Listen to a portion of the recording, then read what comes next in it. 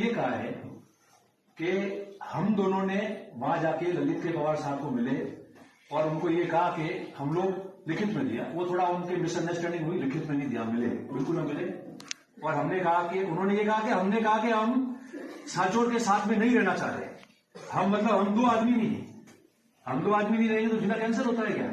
हम मतलब कि हम जहां के जनप्रतिनिधि हैं, जो दोनों तहसील है बागोड़ा और भीममाल, जहां हम लोग रहते भी हैं और जहां के हम जनप्रतिनिधि भी है, और जिन लोगों के लिए हमारा दायित्व बनता है उनकी मांग पर, वो हमने कहा। तो उन्होंने वो कहा है कि इन्होंने कहा कि हम लोग नहीं रहना चाहते।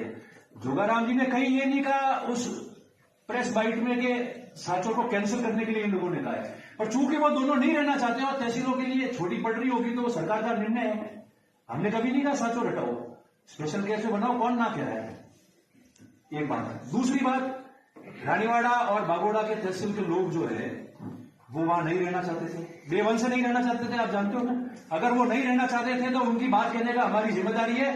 कल भी कही थी, आज भी कह रहे हैं हम, और कल वापस जरूरत पड़ेगी तो हम कहेंगे कि ये दोनों तहसील के लोग नहीं रहना चाहते तो इनकी भावनाओं को ध्यान में रखना चाहिए। 100 बार भी ये बात हम लोग कहेंगे। दूसरी बात है।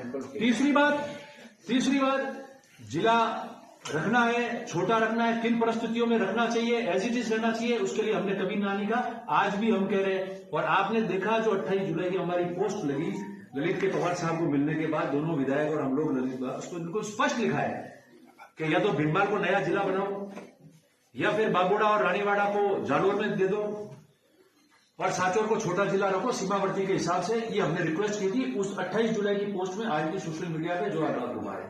तो ये तो हो गया हमारा स्टैंड।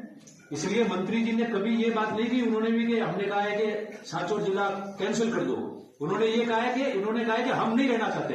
हम मतलब मैं और भीममाल एमएलए साहब नहीं, हम मतलब उन तहसील के लोग। ठीक है सर। अब दूसरा आपको कह रहा हूं कि आप लोग भी जो बात कह रहे हो, जिला गया है, नाना है, मदद मांग रहे हैं, तो आपके भी जिले के अंदर प्रवीण जी आपके लिए भी लागू होती है।